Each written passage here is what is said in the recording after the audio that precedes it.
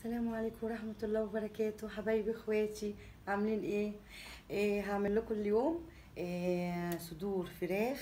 هعملها بدل المقلي والحاجات اللي مليانة سعرات، قلت اعملها اكل صحي. مشوية على الجريل. هوريكي التتبيلة بتاعتها. جبت نص كيلو صدور، وبعدين جبت 5 فصوص توم، معاهم نص قرن فلفل حامي هحطه في الكبة كده، وهحط كمان عصرة ليمونة كبيرة معايا. تمام. وهحط البهارات بتاعتي اللي هي عبارة عن ايه، عبارة عن فلفل اسمر وبابريكا وكزبرة وكركم وبصل بودر وشطة، يعني دي البابريكا ودي الشطة. تمام. وده توم باودر، وده جنزبيل، وده كاري، وده وحدتين فصين حبهان انا طحنتهم، برضو ما طحنوش بس 2 حبهان او هيل، ودوت فلفل اسمر، وده ملح وحبه صغيرين كده قرفه. هتحطي البهارات دي على الفراخ وتاكلي فراخ ولا اطعم. هضربها وارجع لكم تاني وانا بحطها على الدجاج.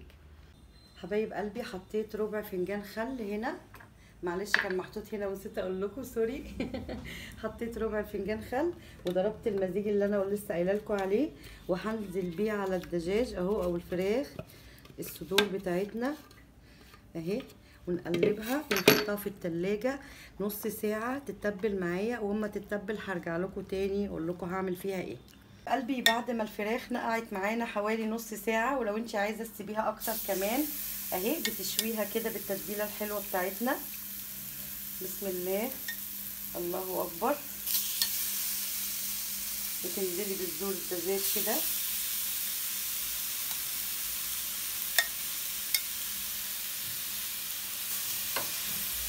من غير زيت ولا اي دهون، هتشويها. بسم الله، الله اكبر.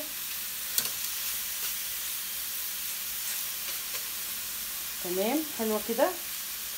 اقل من نص دقيقه 30 ثانيه، وهقلبها على الناحيه التانية. ما اتبلت واديتها الصدمه، هنزل بيها في البريم بتاعي او البايركس اهي.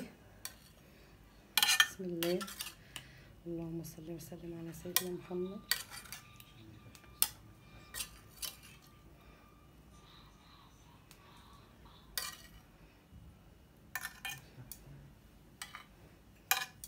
تمام، نزلت بيها. عملت ايه تاني؟ كان فاضل معايا معلقه كنت سايباهم معايا من التتبيله، حطيت عليها كوبايه كده او كوبايه ونص من الميه الدافيه. هنزل بيهم هنا، هنزل بيهم هنا على الخليط اهو كده. بعد كده بنزل عليهم بحلقات فلفل تتشوى معايا في الفرن، هتبقى ولا اروع.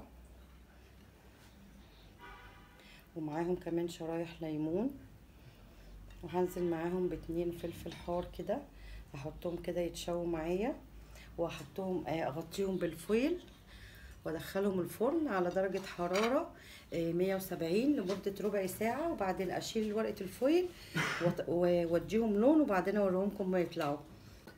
حبايب قلبي، بعد ما طلعتها من الفرن واديتها كده من فوق الشواية، طلعت معايا بصي ولا اروع، جميلة. جربي الطريقة دي وتابعيني، وشكرا ليكي، والسلام عليكم ورحمة الله وبركاته.